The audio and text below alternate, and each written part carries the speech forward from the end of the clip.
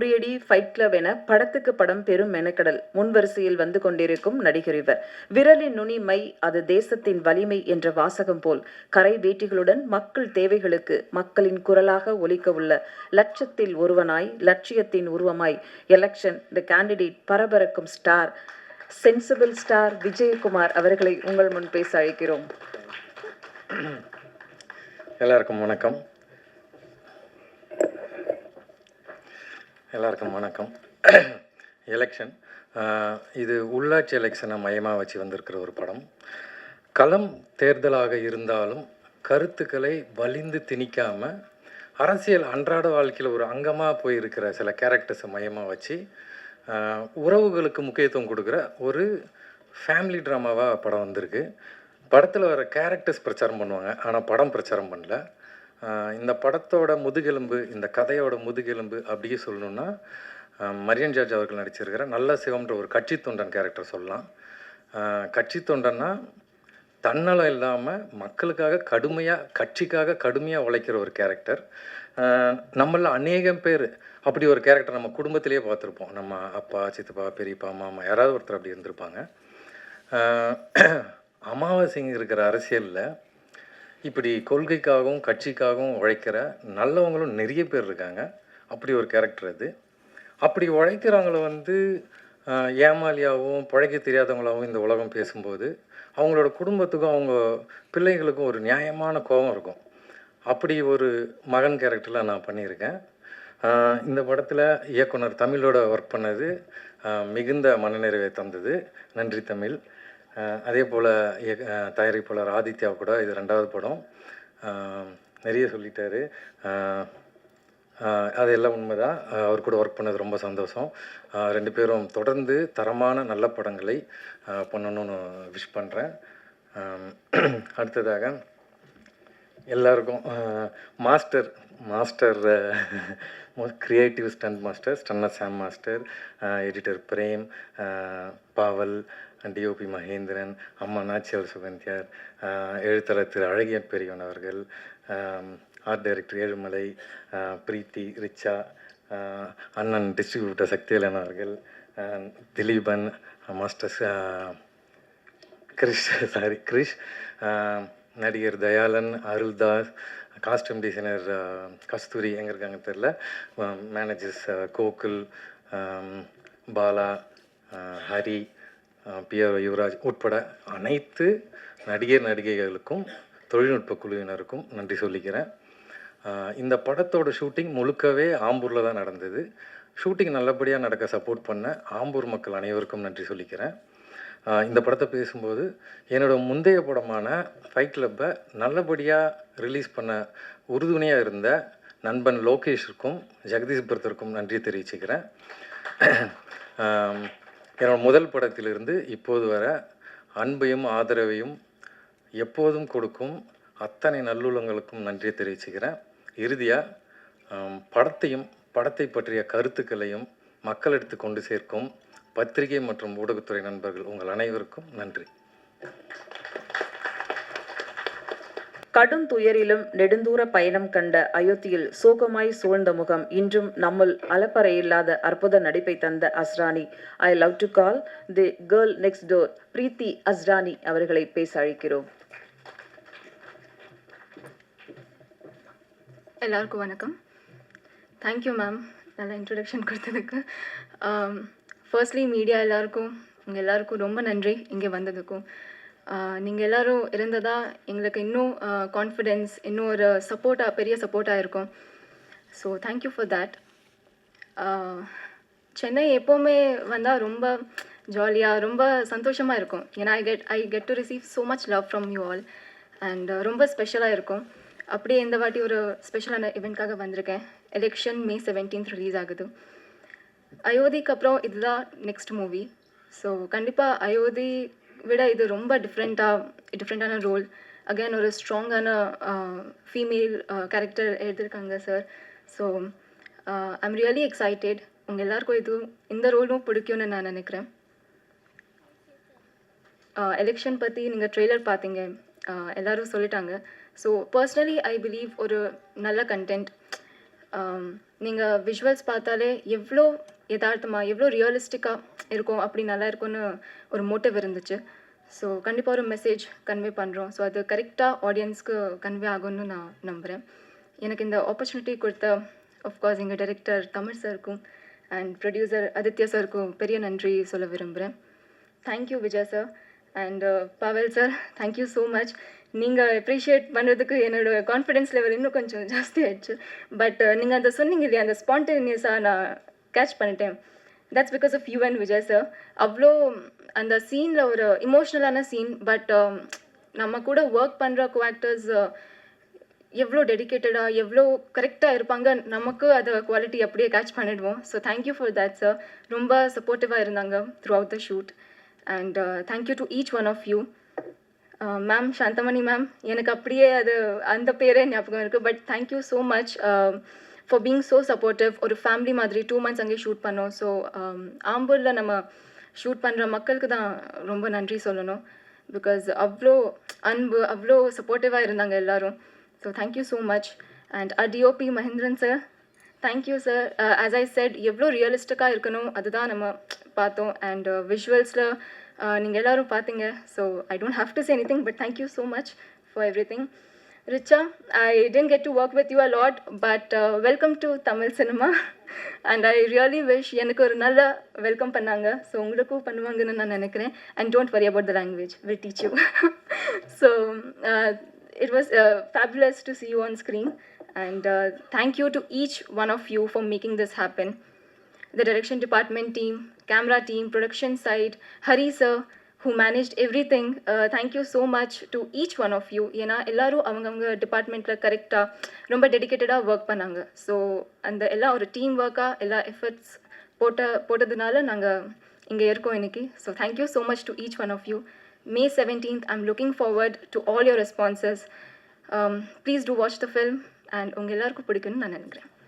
நன்றி. Thank you Asrani. Lots of language improvement. All the very best. Thank you. யதார்த்த முகங்கள் எப்போதும் ஜெயிக்கும் என்ற நம்பிக்கை. தமிழ் சினிமாவை நம்பி மராத்தியிலிருந்து வந்த மற்றொரு மகிழம்பூ நடிகை ரிச்சா ஜோஷி அவர்களை உங்கள் முன் பேச அழைக்கிறோம்.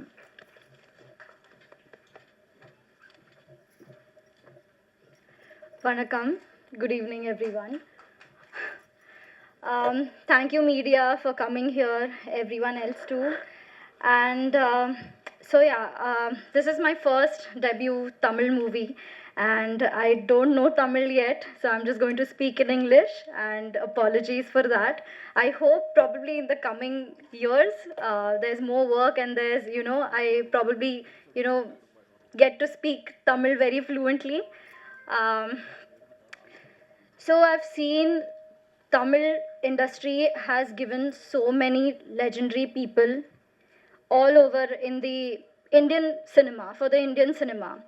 And I'm standing here right now and, I'm beginning my journey. It just feels very privileged and, blessed to be standing here, and even, that feeling that, I'm starting with this journey. And, all the great artists have come from here, and we all know that. I don't even have to specify that.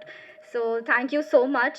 And I would really like to thank Aditya sir, Real Good Films Production, for giving me this chance to be, the part of this film. And I would really like to thank even Vijay sir. He has been a very dedicated actor. He is very spontaneous, I've seen, and he's just very natural when it comes to his craft. I've seen that, and that's a very commendable thing. Also, thank you, Tamil sir, director sir. He was also very soft spoken. He made sure that, I'm comfortable, and he made sure that, I'm doing the scenes very perfectly, and even the dialogues that I'm delivering, those are also well presented on screen.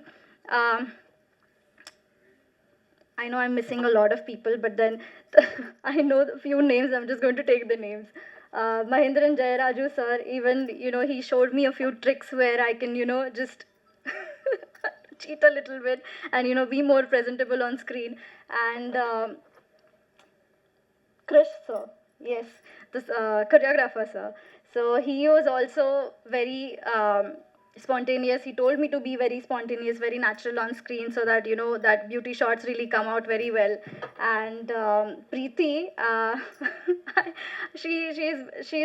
I just talked to her. I know that you know in the movie Ayodhi, I've really heard of it, and I've watched the trailer as well out of curiosity to know who the actress is. And I'm sure that you know everyone knows that she's a brilliant actress as well.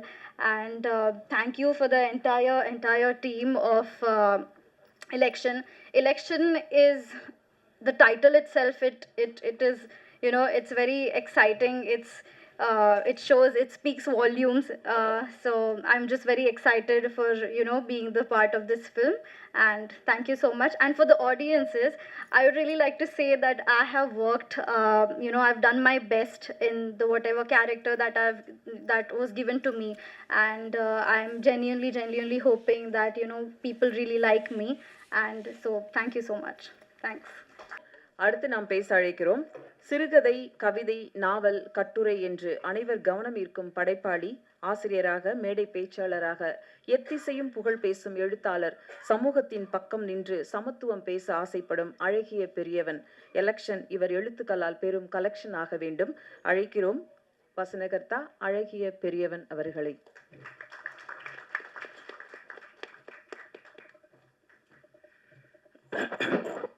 மேடையில் இருக்கிற அத்தனை ஆளுமைகளுக்கோ, அரங்கத்தில் இருக்கிற பத்திரிகையாளர்கள், ஊடக நண்பர்கள் அனைவருக்கும் என்னுடைய வணக்கம்.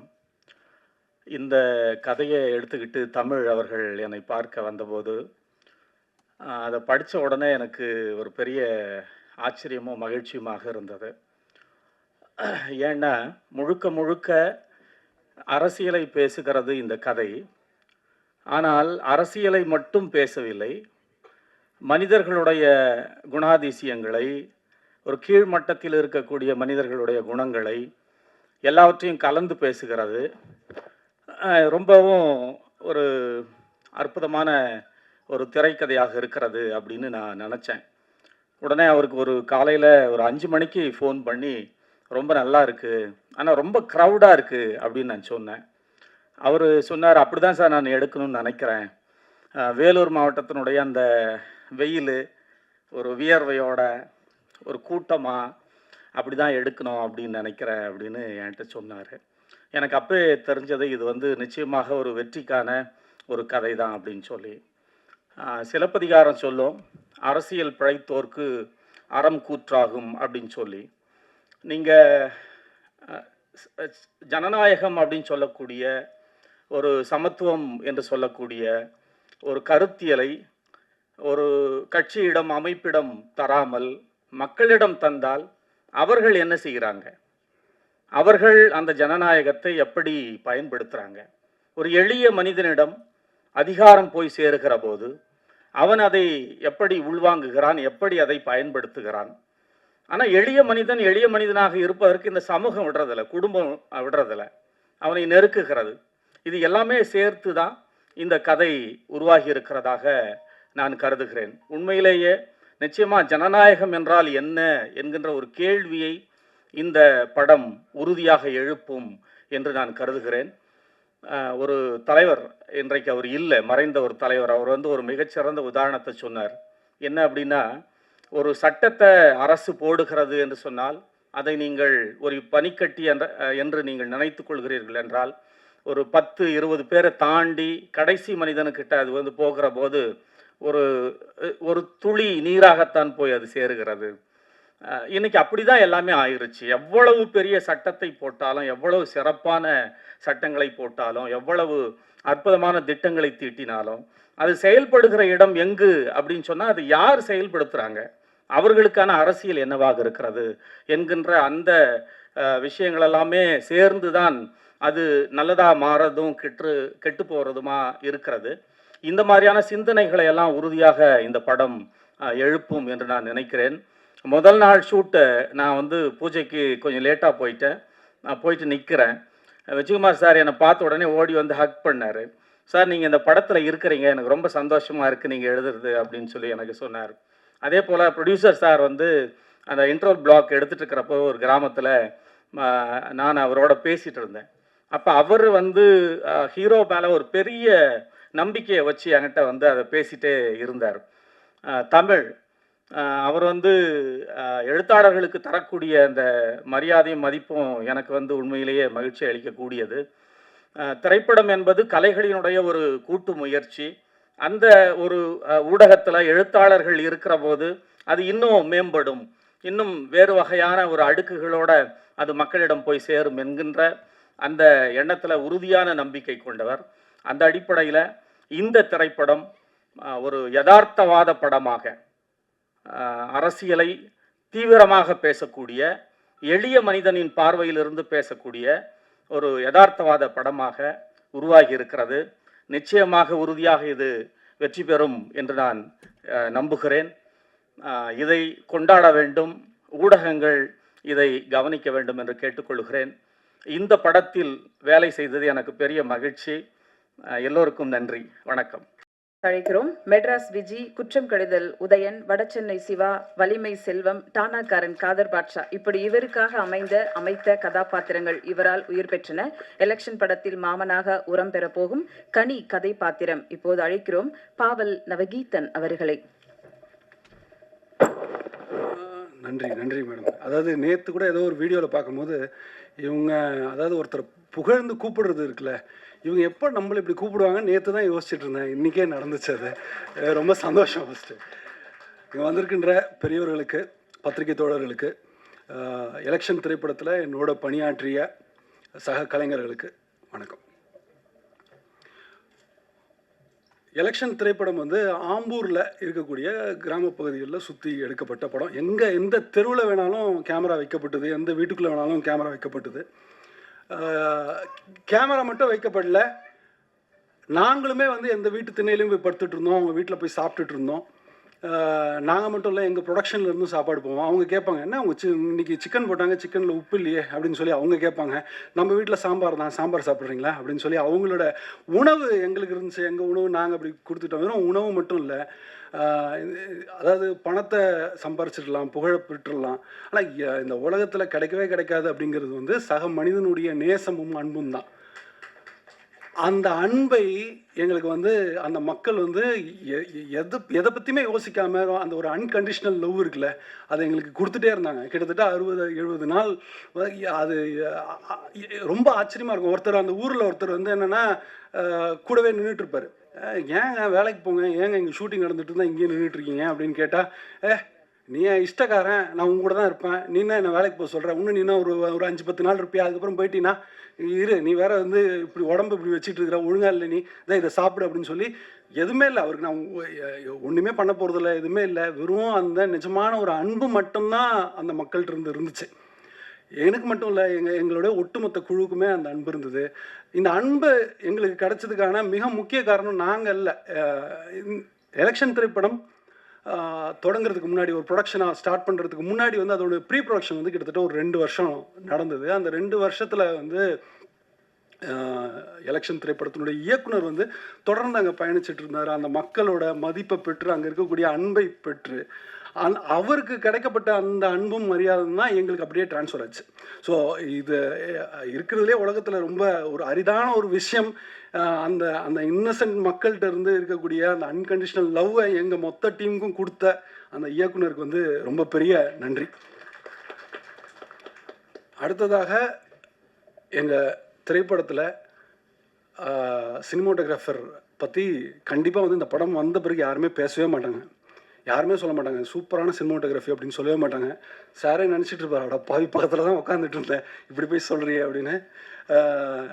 என்னென்னா, ஏதாவது வந்து இப்போ வந்து ஒரு கார்ப்பரேட் ஃபிலிமோ இல்லை என்ஜிஓ ஃபிலிமோ இல்லை கல்யாண வீடியோவே ஏதோ ஒன்று எடுக்கிறோன்னா அந்த ப்ராஜெக்டை தரவங்க வந்து என்னென்னா, சார் ட்ரோன் ஷாட் இருக்குமா, ஒரு டச் ஆங்கிள் வைப்பீங்களா, இல்லை பட்டர்ஃப்ளை லைட்டிங் பண்ணுவீங்களா, இந்த அளவுக்கு தொழில்நுட்பம் வந்து ரொம்ப ரொம்ப சர்வசாதாரணமாக புழங்க ஆரம்பிச்சிருச்சு. அது ரொம்ப ஆரோக்கியமான விஷயமும் கூட.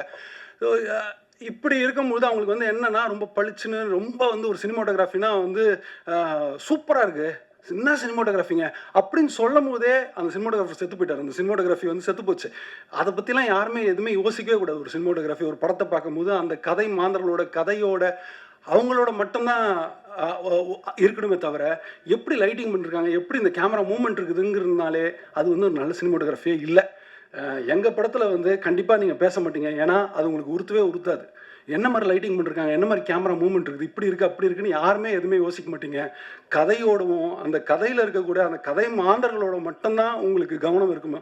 ஸோ அப்படியான அந்த அந்த நுண் உணர்வுகளை புரிஞ்சுட்டு இந்த கதைக்கு என்ன தேவையோ, இந்த கதை நீங்கள் எதை கவனிக்கணுமோ உங்களை அலட்டாமல் எதுவுமே வேறு எதையும் கவனிக்க விடாமல் ஒரு சினிமோட்டோகிராஃபி எங்களுக்காக பண்ணி கொடுத்துருக்காரு. ரொம்ப அற்புதமாக அது நிகழ்ந்துருக்குது. அதனாலேயே சொல்கிறேன், நீங்கள் யாரும் அவரை பற்றி பேச மாட்டீங்க, என்ன எதுவுமே உறுத்தவே இல்லையே அப்படின்னு. நீங்கள்லாம் பேசுனீங்கன்னா அவரை பற்றி அது ரொம்ப சந்தோஷமாக இருக்கும். இந்த கதைக்கு என்ன தேவையோ அது மிக அற்புதமாக எங்களுக்காக பண்ணி கொடுத்துருக்காரு. எலெக்ஷன் திரைப்படம் மட்டும் இல்லை, தேசிய விருது உட்பட கிட்டத்தட்ட ஒரு 40-50 திரைப்படங்களுக்கு படத்தொகுப்பாளராக பணியாற்றியவர். லெனின் சாரினுடைய ஆஸ்தான சிஷ்யன், கிட்டத்தட்ட வந்து ஒரு 20 வருடம் நண்பர் எடிட்டர் பிரேம் அவர்கள். நான் இப்போ இங்கே நிற்கிறதுக்கு இந்த படம் மட்டும் இல்லை, எனக்கு பல படங்கள் எனக்கு வாய்ப்பு வந்து கிடைத்ததுக்கு மிக முக்கிய காரணம் வந்து பிரேம் தான். இயக்குனர்கிட்ட எனக்கு அறிமுகப்படுத்தி வச்சதும் அவர் தான். எப்பவுமே அவர்கிட்ட வந்து ஃபோனில் நாங்கள் 2 பேருமே பேசிக்கும் போது நான் அவர்கிட்ட கேட்குற கேள்வி, இவ்வளோ ஒரு எனக்கு தெரிஞ்சு ஒரு மிகச்சிறந்த எடிட்டர் நீங்கள், ஏன் உங்களுக்கான ஒரு பெரிய அங்கீகாரம் கிடைக்கல அப்படின்னு சொல்லிகிட்டே இருப்பேன்.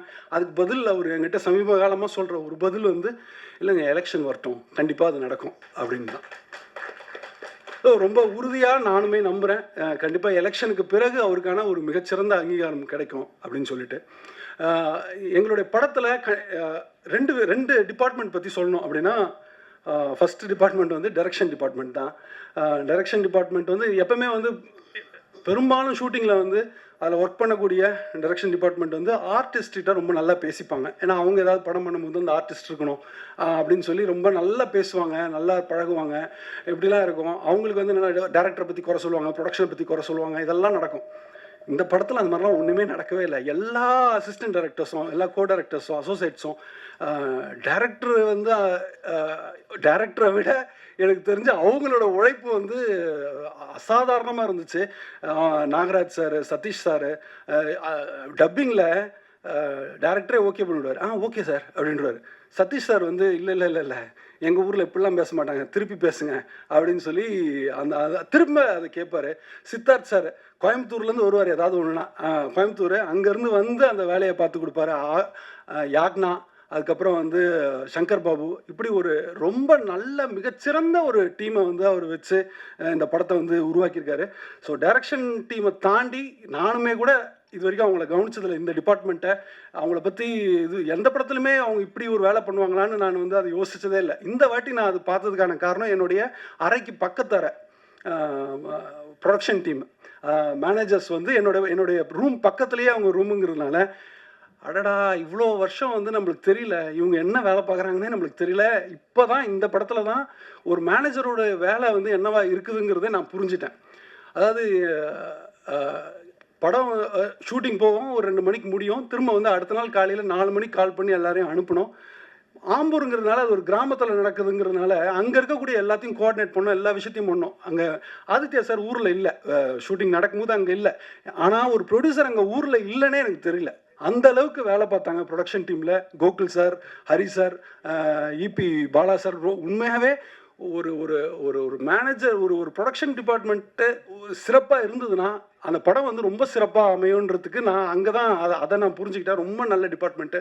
அடுத்தபடியாக இந்த படம் முடிஞ்சு கடைசி நாள் நான் வரேன், எல்லா படமும் முடிஞ்ச உடனே என்னென்னா ரொம்ப சந்தோஷமாக கிளம்பி போவோம், அப்பா முடிஞ்சிச்சு அப்படின்னு ஒரு இது இருக்கும். கிட்டத்தட்ட ஒரு 60 நாள் முடிச்சுட்டு அந்த ஊர் மக்களையும் நடித்த நடிகர்களையும் எல்லா நடிகைகள் எல்லாரையும் விட்டுட்டு நம்ம திரும்ப போகிறோம். உண்மையாக ரொம்ப வருத்தப்பட்டேன், ரொம்ப மனசு கஷ்டமாக இருந்தது. போயிட்டே இருக்கும்போது ஒருத்தர் மட்டும் எனக்கு திரும்ப திரும்ப யோசிச்சுட்டே இருக்கேன். எனக்கு அவங்கள பிரிஞ்சு இப்போ போகிறோம் அப்படிங்கிற ஒரு நினைவு கூட எனக்கு இல்லை. ஏன்னா கண்டிப்பாக இவங்களோட நம்ம திரும்ப வேலை பார்ப்போம். இவங்க இந்த ஒரு படம் மட்டும் இல்லை, கண்டிப்பாக இவங்க வந்து நிறைய படங்கள் இவங்க வந்து தொடர்ந்து வேலை செய்ய போகிறாங்க, கொடி கட்டி பறக்க போகிறாங்க, ரொம்ப பெரிய ஆள் ஆக போகிறாங்க அப்படின்னு தோணிட்டு இருந்தது. கிட்டத்தட்ட வந்து ஒரு 50-55 நாள் அவங்களோட வந்து ஒரு காம்பினேஷன் இருந்துச்சு. வேறு யாரும் இல்லை, எங்கள் படத்தில் ஹீரோயினாக இருந்த பிரீத்தி தான். பிரீத்தி ரொம்ப அழகாக மட்டும் இல்லை, ரொம்ப ரொம்ப ரொம்ப ரொம்ப ஒரு திறமையான ஒரு நடிகை. அவங்களுக்கு மிகச்சிறந்த ஒரு எதிர்காலம் இருக்குது. ஏன்னா அவங்களோட அயோத்தியா ஒரு நல்ல ஒரு கதை தெருவு, அதற்கு பிறகு இப்போ எலெக்ஷன், இப்படியான தொடர்ந்து வந்து நல்ல திரைப்படங்களில் தேர்ந்தெடுத்து அவங்களுக்கு தமிழ் அந்த அளவுக்கு தெரியுமான்ற ஒரு டவுட் இருந்துச்சு. ஏன்னா ஒரு சம்பவம் என்ன அப்படின்னா, ஒரு பர்டிகுலர் சீனில் வந்து டயலாக் வந்து இமீடியட்டாக மாறுது. எல்லாமே தொடர்ந்து வந்து டயலாக்லாம் மாற்றி ஆன் ஸ்பாட்டில் நாங்கள் பேசுகிறோம். நான் விஜயகுமார் சார் 2 பேரும் பேசுகிறோம். அதில் காம்பினேஷனில் அவங்களும் இருக்காங்க, 3 பேர் இருக்கோம். நாங்கள் 2 பேரும் வந்து தமிழ் பூந்து விளையாடுவோம், எங்களுக்கு எந்த பிரச்சனையும் இல்லை, நாங்கள் ரொம்ப கான்ஃபிடென்ட்டாக அதை பண்ண முடியும். ஆனால் பிரீத்திக்கு வந்து அதை பண்ண முடியுமாங்கிறது எனக்கு ஓடிட்டே இருக்குது. எப்படா இந்த பொண்ணு இப்போ பண்ண போகுது, இதை பண்ணிட முடியுமா, இது என்ன இப்போ என்ன நடக்க போகுது இந்த சீன் அப்படின்னு சொல்லி உண்மையாகவே அதை நினச்சிட்டே இருக்கேன். சரி, ஒரு தடவை தான் பேசி பார்க்குறோம், எல்லாரும் அப்படி பேசி பார்க்குறோம். சத்தியமாக நம்ப மாட்டீங்க, அந்த ஷாட்டில் எங்கள் 2 பேரோட மிகச்சிறப்பாக நடித்தது வந்து பிரீத்தி தான். மிக முக்கியமாக அடுத்தது, இந்த விழாவின் நாயகன் மட்டும் இல்லை, எங்கள் படத்தினுடைய நாயகனும் என்னுடைய மாப்பிள்ளை ராசு. உங்களுக்கெல்லாம் வந்து உரியடி விஜயகுமார்ல, எனக்கு வந்து அவர் ராசு தான், மாப்பிள்ளை தான். கடைசி நாள் ஷூட் முடியுது, எங்களுக்கு முடிஞ்சு அவர் கண்லேயும் கண் கலங்கியிருக்காரு, என் கண்லேயும் கண் கலங்கியிருக்கு. 2 பேருமே வந்து இதுதான் கடைசி நாள், நம்ம திருப்பி எப்போ மீட் பண்ண போகிறோம் அப்படின்னு சொல்லி ஆற தழுவிக்கிறோம். 2 பேருக்குமே வந்து என்னென்னா, அடடா அழுதுறக்கூடாதுன்னு சொல்லி அதாவது படத்தில் என்ன கதாபாத்திரமாக நாங்கள் இருந்தோமோ அந்த அன்பு தான் எங்கள் 2 பேருக்குமே அது இருந்தது. டெஃபினட்டாக ஒரு எடிட்டர் சொன்ன மாதிரி எங்கள் 2 பேருக்குமா ஒரு கெமிஸ்ட்ரி அங்கே உருவாச்சு. நாங்களே பேசிப்போம், ஹீரோயினோட உங்களோட மாமா நல்லா கெமிஸ்ட்ரி செட் ஆகிருக்கு அப்படின்னு சொல்லிட்டு. மிகச்சிறந்த மனிதர் அவர். பார்க்குறது கூட ரொம்ப சீரியஸாக இப்போ கூட அப்படியே உருண்டா இருக்காப்புல. ஆனால் அப்படி இல்லை, பழகும்போது தான் தெரியும் ரொம்ப ரொம்ப ரொம்ப ரொம்ப ஒரு சிறப்பான ஒரு மனிதர். ஆதித்யா சார் சொன்ன மாதிரி அதாவது ஜாலியாக இருப்பார். அங்கே ஸ்பாட்டில் வந்தோடனே அங்கே டயலாக் ரொம்ப சீரியஸாக வந்து நம்மளுக்கே தெரியும்னா இவருனா ஒரு ஸ்பிளிட் பர்சனாலிட்டி. அவர் டக்குன்னு மாறாப்லையே டக்குன்னு ஒரு சீரியஸ் ஆகி அப்படியே ஒரு மூடுக்கு வந்துடுவார். அங்கே வந்துட்டு அங்கே என்ன தேவையோ அந்த சீனுக்கு என்ன கொடுக்கணுமோ அதை ரொம்ப அழகாக சிறப்பாக கொடுத்துட்டு போயிடுவார். நிறைய இடங்களில் பிரமிக்க வச்சார் எங்களை அங்கே ஸ்பாட்டில். டெஃபினட்டாக அது உங்களுக்கும் நடக்கும்னு நான் நம்புகிறேன். எலெக்ஷன் திரைப்படத்தை ஏன் பார்க்கணும் அப்படின்னா, நிறைய பேருக்கு இது ஒரு எலெக்ஷன்ற பேர்லேயே ரொம்ப தெளிவாக இருக்குது. இது ஒரு அரசியல் படம்.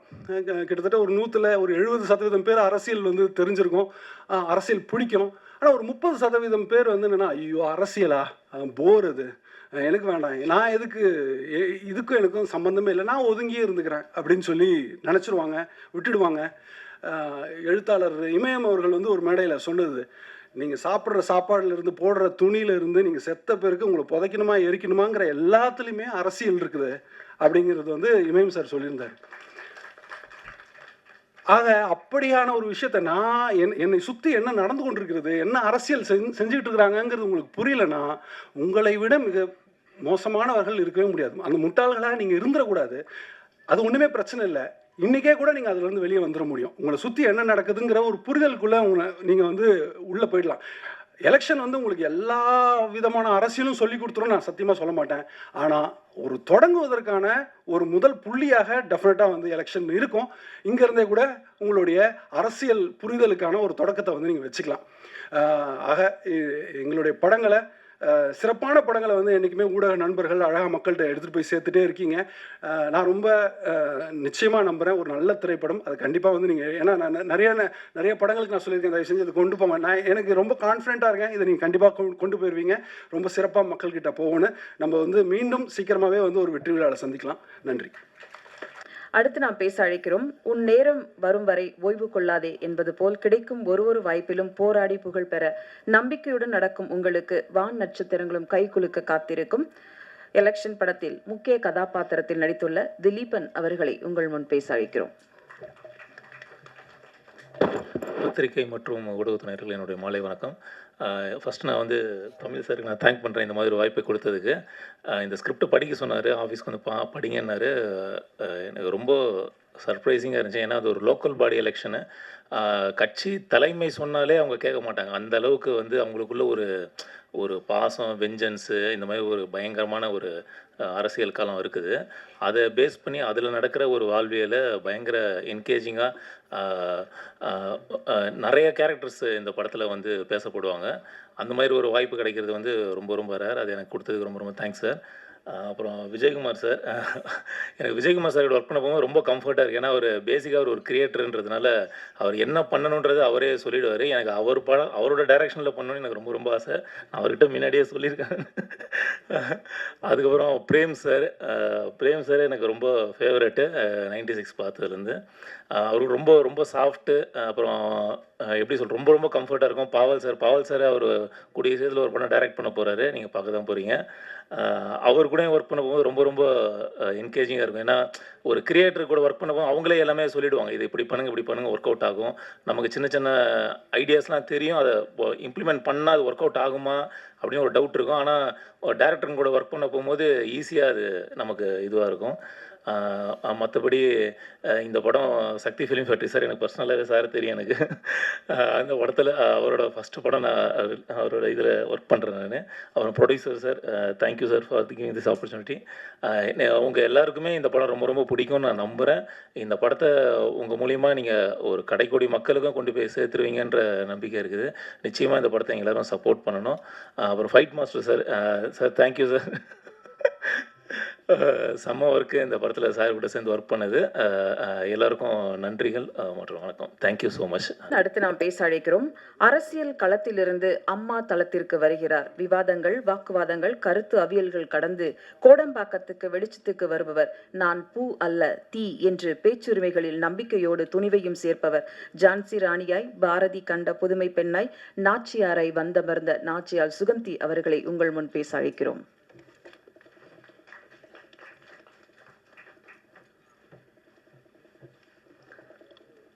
ஆங்கர் மேடம் எனக்கு பெரிய ஒரு பில்டப் கொடுத்துட்டாங்க. அதனால் நான் இப்போ புயல் வந்து தீயெல்லாம் ஒன்றும் மாற முடியாது. இந்த டைட்டிலே இருக்கு இல்லையா, எலெக்ஷன் அப்படிங்கிறது ஊடக முதல்ல என்னை வாழ வைக்கும் ஊடக நண்பர்களுக்கும் பத்திரிகையாளர் நண்பர்களுக்கும் வணக்கம். என்ன அப்படின்னீங்கன்னா, இந்த எலெக்ஷன் அப்படிங்கிற இந்த டைட்டிலே வந்து வித்தியாசமாக இருக்குது. ஏன்னா படம் நாங்கள் போகும்போது டைட்டில் இல்லாமல் தான் போனோம். அப்போது இந்த முதல் எனக்கு இந்த வாய்ப்பு எப்படி வந்தது அப்படின்னா, எப்போதும் என் அளவில் கருத்தளவில் ரொம்ப முரண்பட்டு கொண்டு எப்போதும் நட்பு பாராட்டுகின்ற தோழர் அழகிய பெரியவன் அவருடைய வழியாகத்தான் எனக்கு இந்த வாய்ப்பு வந்தது. இது எதுக்கு நீங்கள் பதிவு பண்ணுறோம் அப்படின்னு கேட்டிங்கன்னா, நம்ம வந்து வேறு தளங்களில் வேறு அரசியல் கருத்துக்களோடு இருக்கலாம். ஆனால் நட்பு அப்படின்னு வரும்போது இது எல்லாத்தையும் ஒதுக்கி வச்சுட்டாங்க. நட்பு தான் பெருசாக நிற்கும் அப்படிங்கிறதுக்கு தான் அழகிய பெரியவன் எனக்கு இந்த வாய்ப்பை வாங்கி கொடுத்தாரு. நான் முதல்ல டைரக்டர் டிபார்ட்மெண்ட்டில் வந்து நாகராஜன் சாரை தான் பார்த்தேன். பார்த்தபோது அவர் சொன்னார், அம்மா அவர் ஆரம்பிக்கும் போதே இப்படி தான் சொன்னார், அம்மா இது வந்து உங்களோட உண்மையான கேரக்டரையே காமிக்கிற மாதிரியான ஒரு கேரக்டர் தான் இந்த படம் அப்படி சொல்லி தான் அந்த ஸ்கிரிப்டே என்கிட்ட கொடுத்தாங்க. சினிமாவில் வந்து நானும் சினிமா துறைக்குள் ஒரு சிறு தயாரிப்பாளராக இயங்கிக் கொண்டு நாச்சியால் ஃபிலிம்ஸ்னு ஒரு 2 படங்கள் எடுத்திருக்கேன். அந்த வகையில் வந்து சினிமாவில் வந்து ஒரு இயக்குனர், ஒரு படைப்பாளி வந்து எவ்வளோ தூரம் டெடிகேட்டடாக இருப்பாங்க அப்படிங்கிறது, அர்ப்பணிப்போடு இருப்பார்கள் அப்படிங்கிறது எல்லோருக்குமே தெரிந்த விஷயம். ஆனால் டிசிப்ளின்டாக இருக்கிறது அப்படிங்கிறத வந்து நான் தமிழ் சார்கிட்ட தான் பார்த்தேன். டே 1லேருந்து அந்த கடைசி நாள் வரைக்கும், ஷூட்டிங் முடிஞ்சு வந்த அந்த கடைசி நாள் வரைக்கும் அவர்கிட்ட வந்து டெடிகேஷன் எந்த அளவுக்கு இருக்குதோ அந்த அளவுக்கான ஒரு டிசிப்ளின், ஒரு தனி மனித ஒழுக்கம் அப்படிங்கிறது தான். ஏன்னா ஒரு அடிமட்டத்திலேருந்து ஒரு மிடில் கிளாஸ்லேருந்து வருகின்ற எந்த படைப்பாளிகளாக இருந்தாலும் சரி, எந்த டெக்னீஷியன்ஸாக இருந்தாலும் சரி, அரசியலில் ஈடுபடுறவங்களா இருந்தாலும் சரி, எந்த தொழிலில் அவங்க ஈடுபடுறவங்களா இருந்தாலும் சரி, ஒரு விளிம்பு நிலையிலிருந்து வருகின்ற மிடில் கிளாஸில் வருகின்றவர்களுக்கு அங்கே வந்து அவங்க தொழில் துறையில் அவர்கள் எவ்வளோ தூரம் டிசிப்ளின்டாக இருக்கிறாங்களோ அந்த அளவுக்கான உயரம் அவர்கள் அவர்களை தேடி வரும் அப்படிங்கிறத நான் தமிழ் சாரை பார்த்து தான் அதை கற்றுக்கிட்டேன். அது உண்மையிலுமே இன்னைக்கு இருக்கின்ற கிரியேட்டர்ஸ்க்கு அது ரொம்ப முக்கியம் அப்படின்னு நினைக்கிறேன். டிசிப்ளின் அப்படிங்கிறது வந்து வெறும் தண்ணி அடிக்காமல் இருக்கிறது, இல்லை ஸ்மோக் பண்ணாமல் இருக்கிறது, இது டிசிப்ளின் கிடையாது. நம்ம கிட்ட ஒரு அதிகாரம் இருக்கின்ற போது நாம் எப்படி ஒரு கடைசி மனுஷனை ட்ரீட் பண்ணுறோம் அப்படிங்கிறது தான். ஏன் அப்படின்னீங்கன்னா, நாங்கள் ஒரு 65 நாள் வந்து அந்த வில்லேஜ்குள்ளே இருக்கும்போது எனக்கு 22 நாள் அந்த கிராமத்துக்குள்ளே இருந்தோம். அந்த கிராமத்துல வந்து சின்ன சின்ன குழந்தைகள் கூட அவர்கிட்ட வந்து ரொம்ப ஃப்ரெண்ட்லியாக பேசும்.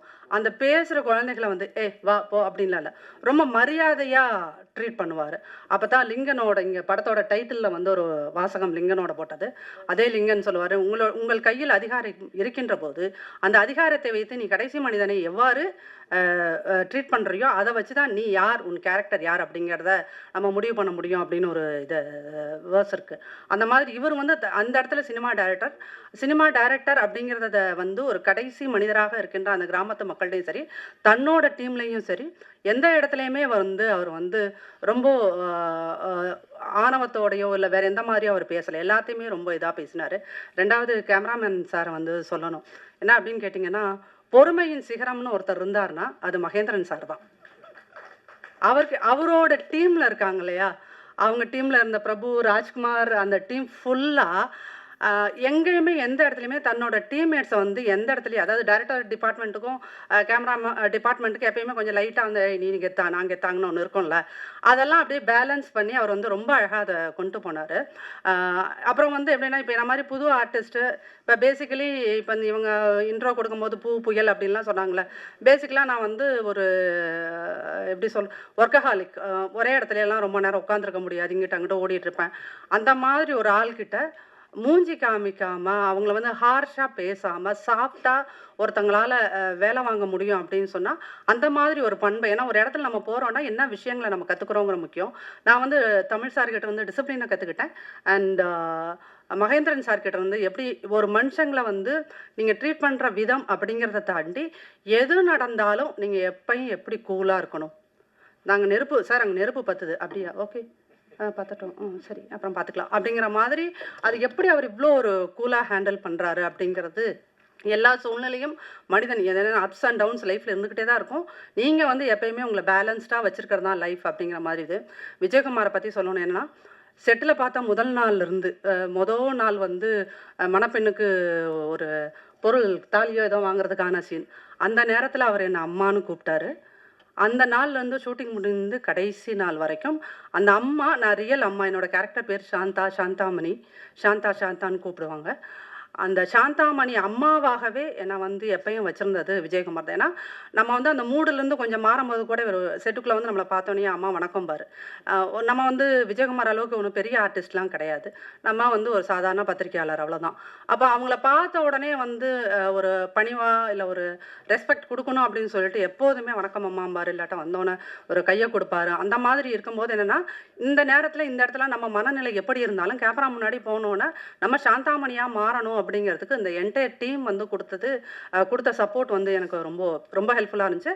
அதில் டைரக்டோரியல் டீமில் வந்து ஒவ்வொருத்தருடைய பேரையுமே நான் சொல்லி ஆகணும். யாக்னா, சித்தார்த்து, சேர் பாபு அண்ட் சதீஷ் சார். சதீஷ் வந்து என்னென்னா sentimental, he's like my brother. எனக்கு ஒவ்வொரு தடவையும் நான் எதுக்காவது எனக்கு இந்த காஸ்ட்யூம் வேணாம், நீ நேற்று இதையும் கொடுத்து எனக்கு இதே காஸ்ட்யூம் கொடுத்தலாம் இது பண்ணிங்கன்னா நான் அவரை போட்டு ரொம்ப டார்ச்சர் பண்ணியிருக்கேன். Satish sir, I'm really very sorry. நான் உங்களை வந்து அந்த ஒரு 20 days வந்து நான் உங்களை ரொம்ப எங்கே இருக்கீங்கன்னு தெரியல, இப்போ வந்து நான் உங்கள்கிட்ட மன்னிப்பு கேட்டுக்கிறேன். ஏன்னா உங்களை தான் நான் வந்து ரொம்ப டார்ச்சர் பண்ணியிருக்கேன் அப்படின்னு நினைக்கிறேன். தென் நாகராஜ் சார் கிட்ட வந்து அவர் வந்து மை பெஸ்ட் ஃப்ரெண்ட் அப்படின்னு சொல்லலாம். அந்த ஸ்கிரிப்ட் முழுக்க வந்து எனக்கு அம்மா இது இப்படி பண்ணுங்க, இது அப்படி பண்ணுங்க, இப்படி பண்ணுங்கன்னு சொல்லி ஒவ்வொரு இடத்துலையும் வந்து ஒரு புதுசாக ஃபீல்டுக்கு வந்தவங்களை வந்து சப்போர்ட் பண்ணி கூட்டிகிட்டு போனதில் நாகராஜ் சார் வந்து அவர் அடுத்த படம் பண்ணிக்கிட்டு இருக்காரு. ஸோ அந்த படமும் பெரிய அளவில் வெற்றி பெறணும்னு இப்போதே வாழ்த்து தெரிவிச்சுக்கிறேன். அப்படி இருந்தது. இப்போ ரெண்டாவது இந்த படத்தோட கதைக்குள்ளே வந்தோம் அப்படின்னு சொன்னீங்கன்னா, அதில் டைலாக் எழுதியிருக்க என்னுடைய தோழர் அழகே பெரியவன் அதில் பெரிய பெரிய விஷயங்களை ரொம்ப மக்களுக்கு ஈஸியாக சென்று சேர்க்கிற மாதிரி அருமையான டைலாக்ஸ் எல்லாம் அதில் எழுதியிருக்கார். அதில் என்ன அப்படின்னீங்கன்னா, இந்த அரசியல் அப்படிங்கிறது, அதுவும் தேர்தல் அரசியல் அப்படிங்கிறது, கிராமத்தில் உள்ளாட்சி தேர்தல் அப்படிங்கிறது அது பல்வேறு அடுக்குகளை கொண்டது. அதில் மிக முக்கியமாக 2 விஷயம் பெருசாக செயல்படும், எல்லாத்துக்குமே தரும். ஒன்று சாதி, இன்னொன்று பணம். இந்த சாதியும் பணமும் ஒரு அரசியலுக்குள்ள எப்படி பெரிய அளவில் செயல்படுது அப்படிங்கிறத ரொம்ப டீப்பாக, ரொம்ப நுண்ணியமாக, அதே சமயத்தில் ஒரு தமிழ் சினிமாவுக்கு தேவையான அத்தனை விஷயங்களையுமே வந்து சேர்த்து இந்த படம் பண்ணியிருக்குது. பிரீத்தி வந்து நிஜமாலுமே எனக்கு ஒரு மருமகள் இருந்தால் எப்படி இருப்பாங்களோ அந்த மாதிரி ரொம்ப அடக்க ஒடுக்கமான ஒரு மருமகளாக என் கூட அந்த ஸ்கிரிப்ட் முழுக்க இருந்தாங்க. அப்படி இந்த என்டையர் டீம், நான் வந்து தமிழ் சாருக்கு இந்த வாய்ப்பை கொடுத்த தமிழ் சாருக்கு, இந்த வாய்ப்பை எனக்கு கொடுக்கணும்னு ரெக்கமெண்ட் பண்ணின தோழருக்கும், என்னை வச்சு படம் பண்ணுறதுக்கு அனுமதித்த தயாரிப்பாளர் அவர்களுக்கும், என்டையர் பத்திரிகையாளர் டீமுக்கும் நன்றி கூறி விடைபெறுகிறேன். நன்றி, வணக்கம். ஆல் மறக்க முடியாது. ஒடுக்கப்பட்ட மக்களுக்காக உணவு அரசியலை முதல் படத்தில் சொன்னவர் அடுத்து உள்ளாட்சி தேர்தல் பிரச்சனைகளை அதிகாரமும் ஆட்சியும் பணம் படைத்தவர்கள் கையில் சேர்ந்தால் இருந்தால் என்னவாகும் என்பதை எலெக்ஷனில் சொல்லியுள்ள தைரிய படைப்பாளி இயக்குனர் தமிழ் அவர்களை உங்கள் முன் பேச அழைக்கிறோம்.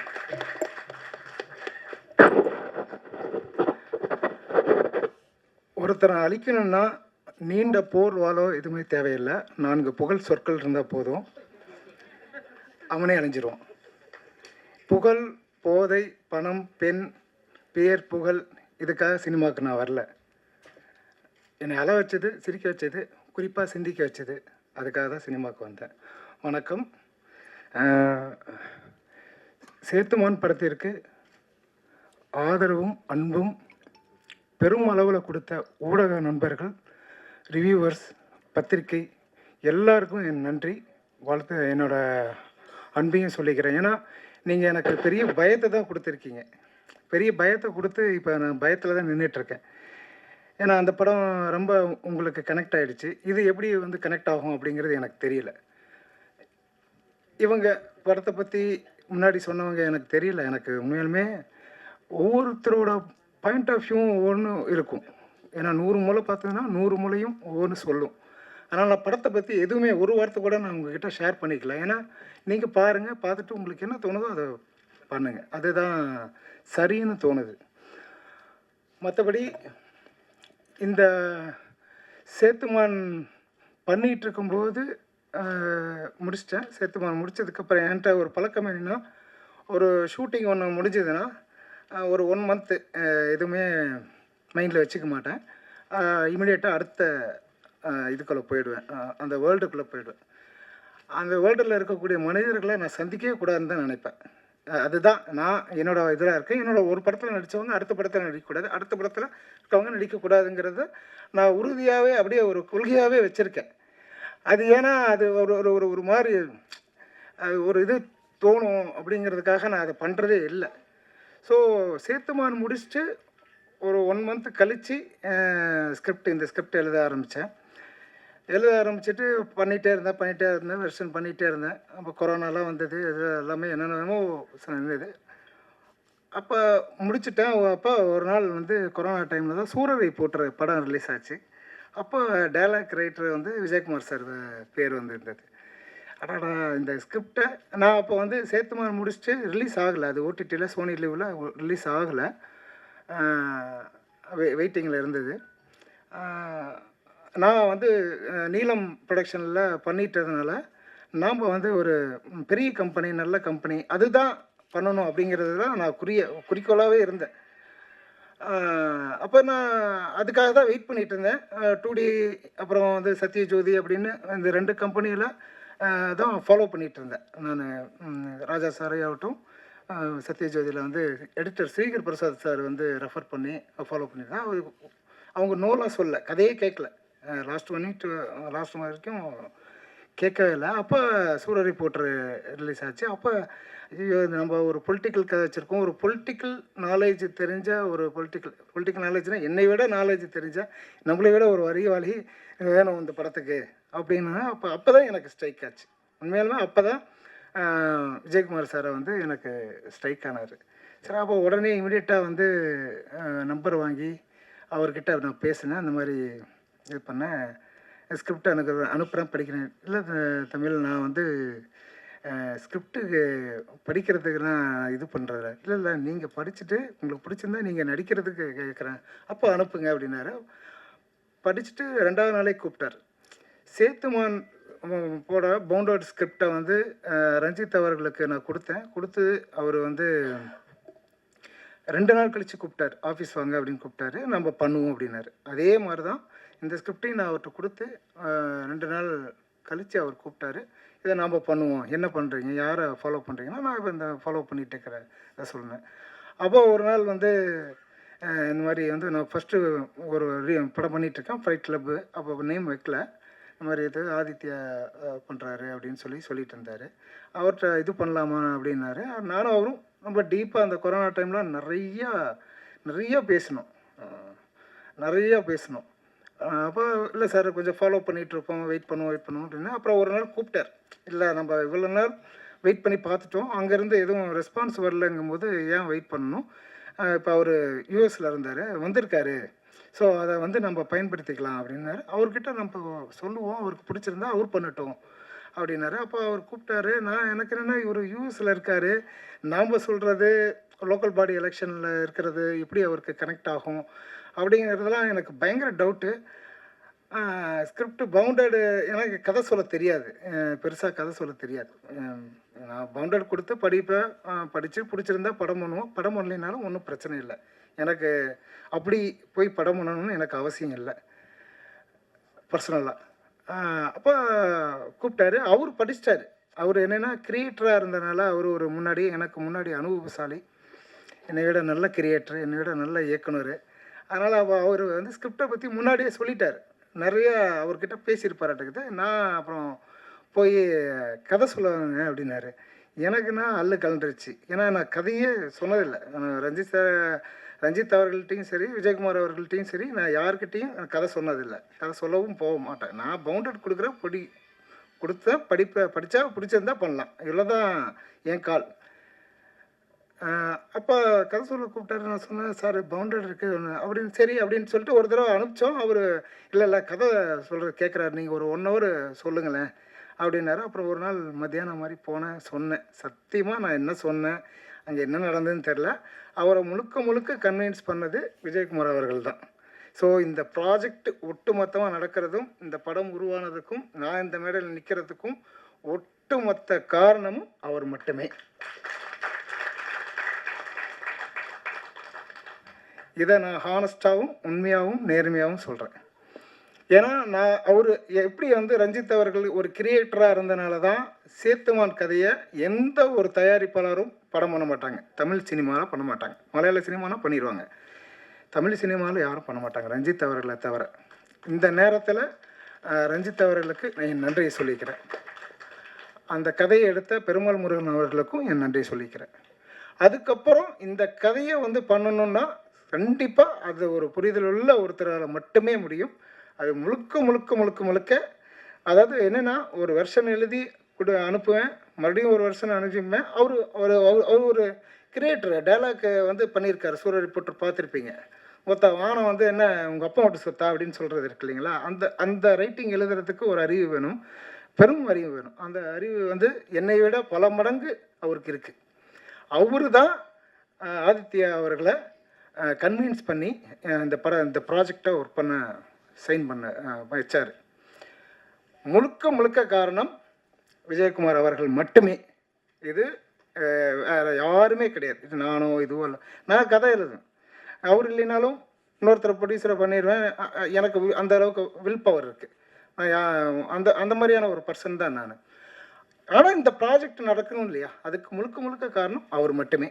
ஆனால் எத்தனை வருஷம் கொடுத்தாலும் அதை படிச்சுட்டு அதில் கரெக்ஷன்ஸை சொல்லி அதில் வந்து இப்படி இருக்குது இது இருக்குது அப்படின்னு சொல்லி எனக்கு ஒரு கைடு பண்ணது வந்து முழுக்க அவர் தான்.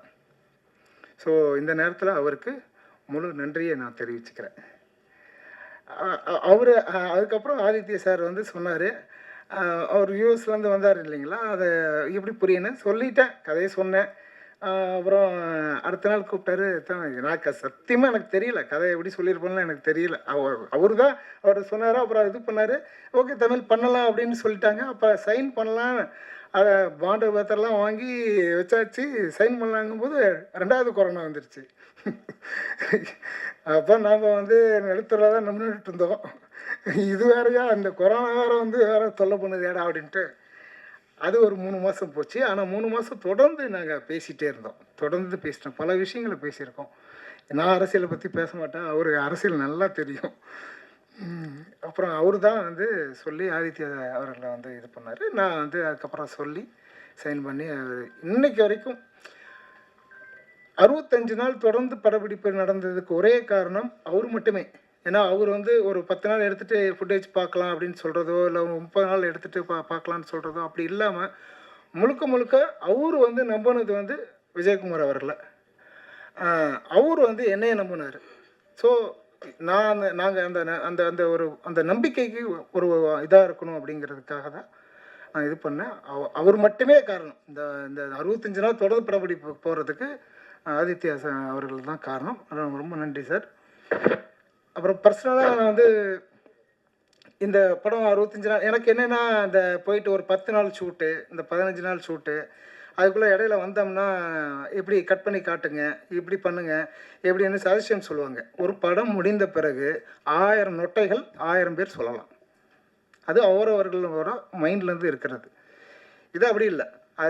அதனால் 10 நாள் முடிச்சுட்டு வந்தோம்னா யாராவது ஒருத்தங்களுக்கு நம்ம சொன்னோம்னா ஒன்று காமிச்சோம்னா சொல்லுவாங்க. அதனால் நான் ஒரு குறிக்கோளாகவே வச்சுருக்கேன், போனோமா படத்தை முடிச்சுட்டு வரணும். இதுதான் நான் வச்சுருக்கிறது. அப்படி 65 நாள் படப்பிடிப்பு நடத்துனதுக்கு ஒரு மிக முக்கியமான காரணம் எழுத்தாளர் அழகிய பெரியவன் அவர்கள். ஏன்னா நான் ஒரு இக்கட்டான சூழலில் இருந்தேன். நான் வந்து விஜயகுமார் சாருக்கு கொடுக்கும்போது கூட பவுண்டட் கொடுக்கும்போது ஸ்லாங் இல்லை. அது வந்து வேலூர் மாவட்டத்து பின்பகுதியில் நடந்தது தான். ஸ்லாங்கு வந்து இல்லை. அப்போ வசனங்கள் நல்லா எழுதணும் இல்லையா, மேம்பட எழுதணும் அப்படிங்கிறதுக்காக வேறு ஒருத்தரை இதை ட்ரை பண்ணிகிட்டு இருந்தேன். அப்போ அவர் இல்லைன்னு ஆயிடுச்சு. அப்போ ஒரு இக்கட்டான சூழல் இருக்கும்போது எழுத்தாளர் பெருமாள் முருகன் சாருக்கு தான் இந்த மாதிரி வந்து அழகி பெரியவன் சார் வந்து பண்ணார்னா எனக்கு சரியாக இருக்கும். ஏன்னா நான் டைரெக்டாக கால் பண்ணி பேசுகிறத விட ஒரு எழுத்தாளர் இன்னொரு எழுத்தாளருக்கு கால் பண்ணி இந்த மாதிரி அவர் சொல்லும்போது அவங்களுக்கு மிகுந்த ஒரு நம்பிக்கை வரும் அப்படின்ட்டு அவர் பேசிட்டு அவர் தான் அழகி பெரியவன் சார் நம்பர் கொடுத்தார். ஸோ அவர் தான் வந்து அந்த லொக்கேஷன் வாங்க காட்டுறனார். அவர் தான் அந்த அரங்கல் துர்கம்ங்கிற ஒரு ஊரை வந்து காமிச்சார். அந்த ஊரை காமிச்சார். அப்புறம் அவர் வாத்தியாராக இருக்கார். ஸோ அவர்கிட்ட நான் பேசும்போது அவர் வாத்தியாராகவும் நான் மாணவனாகவும் தான் இருக்கேன். இப்போ கூட ஒரு 3 நாளைக்கு முன்னாடி கூட ஒரு டவுட் ஒன்று கேட்டேன். அவர் வந்து வாத்தியாராக தான் இருப்பார், நான் மாணவன் மாதிரி தான் அவர் பேசுவார். அவர் பேசுகிற தமிழ் அழகாக இருக்கும். இந்த தமிழ் உச்சரிப்பு அவர்கிட்ட இருந்து தான் கற்றுக்கணும்.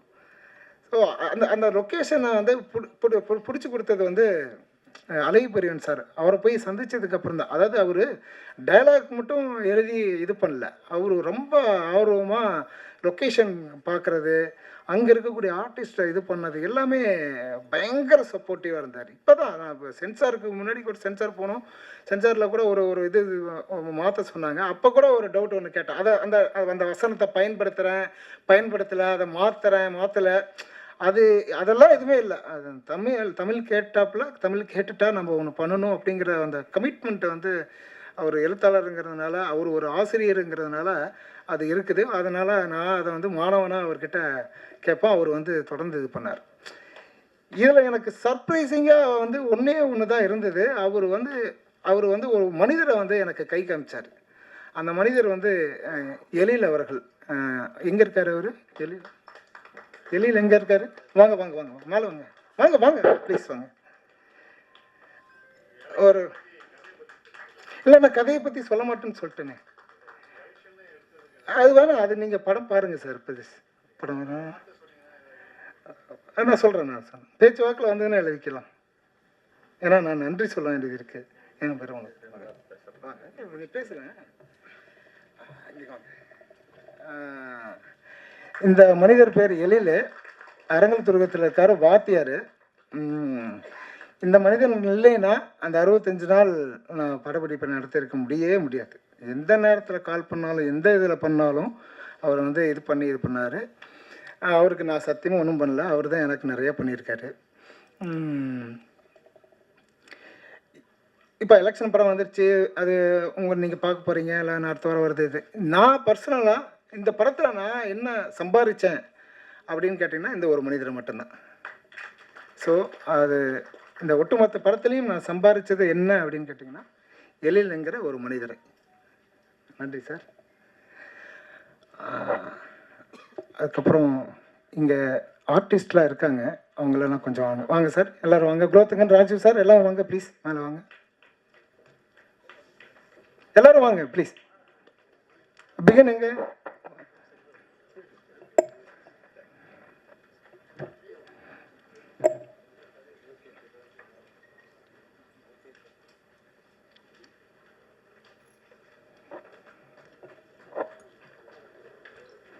இன்னும் நிறைய பேர் இருக்காங்க, வாங்க.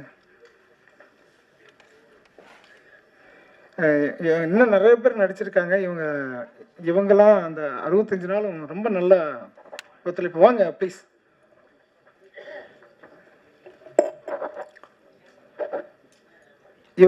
இவங்க எல்லாரும் தான். வாங்க சார், வாங்க சிவகுமார் சார் வாங்க. ஸோ ரொம்ப ஒத்துழைப்பு கொடுத்தாங்க. இவங்கெல்லாம் தான் புதுமுக நடிகர்கள். ரொம்ப நீங்கள் பாருங்கள், படம் பாருங்கள், ரொம்ப சர்ப்ரைசிங்கான ஒரு விஷயத்த பண்ணியிருக்காங்க. சரி, இவங்க எல்லாம் சேர்ந்து தான். வாங்க வாங்க வாங்க. இன்னும் நிறைய பேர் இருக்காங்க ஆக்சுவலாக. வாங்க சங்கர் பாபு வாங்க. எங்கே சித்தார்த் எங்க? அசிஸ்டன்ட் டைரக்டர்ஸ் சதீஷ், வேறு யார் இருக்கா? நாகராஜ் பிரதர் வாங்க வாங்க, சீக்கிரம் வாங்க ப்ளீஸ், வாங்க, வெயிட் பண்ணுறாங்க. ஸோ இவங்க எல்லாம் சேர்ந்து தான் இந்த படம். நான் ஒரு கருவி மட்டுமே. நன்றி, வணக்கம். அவர்கள் உண்மைத்தன்மை பேசும் பொருளாகி பெரும் வெற்றியாக பேச வைக்கும் உள்ளாட்சி தேர்தல் எலெக்ஷன் சொல்லும் செய்தியும் இதுதான். படக்குழுவினருக்கு வாழ்த்துக்களோடு நன்றி கூறி விடைபெறுகிறோம். மீண்டும்